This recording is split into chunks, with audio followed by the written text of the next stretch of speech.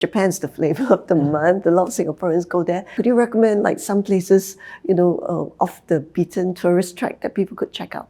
Definitely Miyoko and Madarao, where you have beautiful mountain, beautiful lake that's surrounded by these two mountains. The Togakushi Shrine, big trees lined on the Sando, which is basically the road to the temple on top, maybe 2 kilometers walk. There's a very sacred feeling, very Japanese, very calming.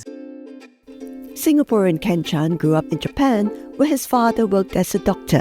As an adult, his career at GIC, Singapore's sovereign wealth fund, took him back to Japan. In 2019, Mr. Chan left GIC to start an investment company called Patience Capital Group.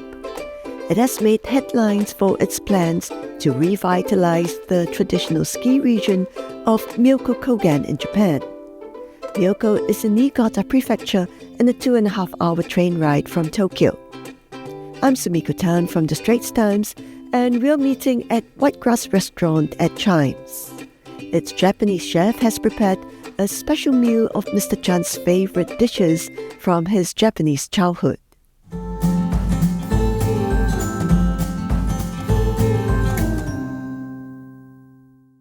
Could you share with us, your connection with Japan?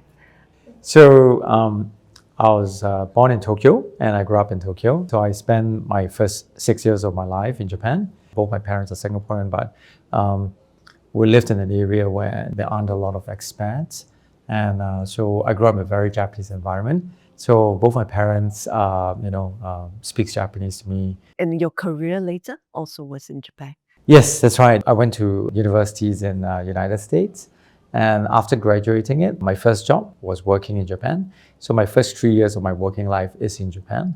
And subsequently came back to Singapore. And then when I joined GIC sent me to Japan and stayed in GIC Japan for a good 15 years. Did you have problems adjusting to Singapore? When I first came back, I was in a Chinese school. It was a bit challenging because there was this still concept about Japanese, the war. I still briefly remember that it was quite a bit of struggle. So it took me a lot of effort to readjust back to become a Singaporean and keep away that Japanese part of me. You were in GIC Japan. In 2019, you decided to step out. What was the reason behind it? It's been a dream. So with the learning and studies, that I did in GIC, it gave me a very clear idea of what I wanted to do when I went independent. Henceforth, at 2019, set up this company called Patience Capital Group. What was the idea behind calling it Patience? During my younger days, I used to follow my boss to quite a number of meetings. And earlier days, a lot of people still don't quite understand what GIC is. And so my big boss, who was explaining to our counterparties about what GIC is, it's always a description about, long-term investor. We invest for the long haul, long term. We are Patience Capital. So, I was by the side taking note. I was like, Patience Capital is a good name, yeah. So what have been the, first few projects you've done with Patience? We set up a fund called the Japan Tourism Fund. We bought 2 ski resorts. So one's in Miyoko Kogen, the other one is in Madarao Kogen. So one's in Niigata, the other one is in Nagano. They're about like 20 minutes drive apart. So the idea is to basically take advantage of the ski industry that's probably hitting its bottom in Japan. And if you see Europe, if you see US, there's a lot of investment in ski mountain resorts. How different will it be from Niseko, which is very popular with Singaporeans? Niseko is a very vibrant area, but not one cohesive so-called planning that was done over the last 15 years. So we want to make sure that there's a township for people to be able to spend time for like shopping, for dining, and not just hang out, and maybe like event spaces so that we can do all kind of events for like summer, non-winter activities. What has been the reaction of the current occupants or tenants in those areas? People who got interviewed tends to actually give a percentage of 70% expectation. They were excited about this so-called like development. 30% worries. They don't know what's going to change, how is it going to be transforming the area, so land price might increase, things might get expensive. As a group, is that we spend a lot of time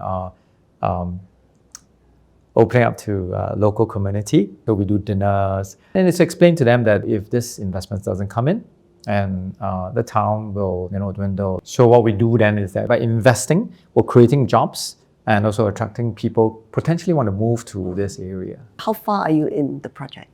The conceptualization has been ongoing for the last 2 years.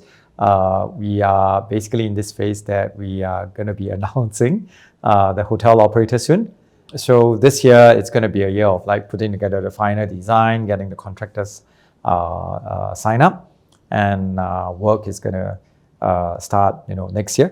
And the first phase of that development is going to be what we're aiming to complete in December of 2028. What other plans do you have for Patience Capital? We have a 10-year plan that we aim to become a top 10 real estate and private equity fund manager in Asia. So is it only going to be focused on Japan? For now, I think Japan. For now, definitely Japan. Yeah, and I think it's a flavor of the month too. So there's a lot of people who want to actually invest in Japan. So they kind of help us to kickstart the business. People who want to give us capital to manage is because our expertise in Japan, right? Like you said, Japan's the flavor of the month. A lot of Singaporeans go there. Could you recommend like some places, off the beaten tourist track that people could check out? Definitely Miyoko and Madarao, where you have beautiful mountain, beautiful lake that's surrounded by these two mountains. The Togakushi Shrine, big trees lying on the Sando, which is basically the road to the temple on top. Maybe 2 kilometers walk. There's a very sacred feeling, very Japanese, very calming. And around that area, there's about like 20 soba shops there. So just going around eating different sobas, it's already very interesting. Thanks very much for having lunch. Thank you. Thanks, Sumiko. Thank you. When going to the toilet, and if my aunties or uncles happen to be in there, the user says, "Oh, auntie, you have a very clean toilet." I think that casual or simple remarks itself will make their day.